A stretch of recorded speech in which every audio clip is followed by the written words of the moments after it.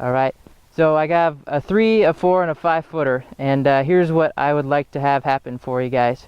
So I'd like you guys to go through and end up putting each one.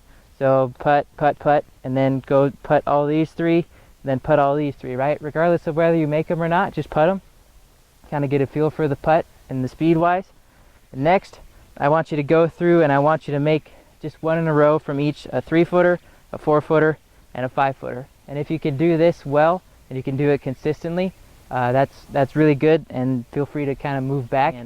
So in a short putt, what I'd like to see is about a shoulder width stance apart. I feel like if you get a little bit too narrow, it kind of limits the arc that you can take. And by arc, I mean the total of your backswing is an arc, as in back and through is an arc. And if you actually look at it, it's kind of hard to show you guys, but when I take my putter back, it'll actually come a little bit to the inside this way, and then when it finishes, it'll be on a little inside that way. So it is truly an arc. You're kind of working around yourself. And so when you're a little bit too narrow, I feel like it definitely reduces your arc, and it's harder to take a big enough swing through, and you're trying to recover on the other end, and a lot of things can go wrong that way. So I like to say a nice shoulder width stance apart.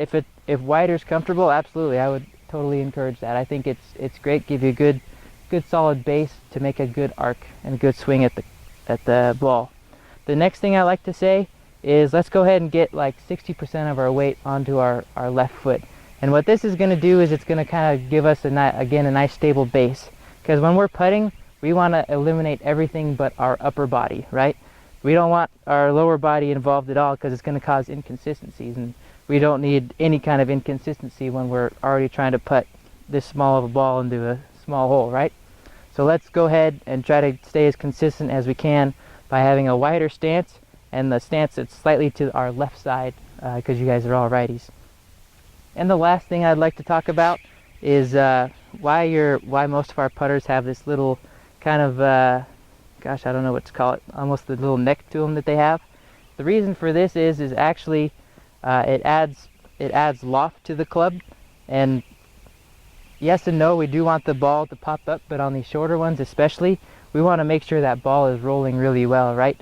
So instead of having the putter straight like this, straight up and down, what I'd like to actually have happen is get your hands just ever so slightly forward, because it's going to negate a little bit of that of the natural loft that's on your club, and it'll allow you to roll the ball a little bit better, a little bit smoother into the hole.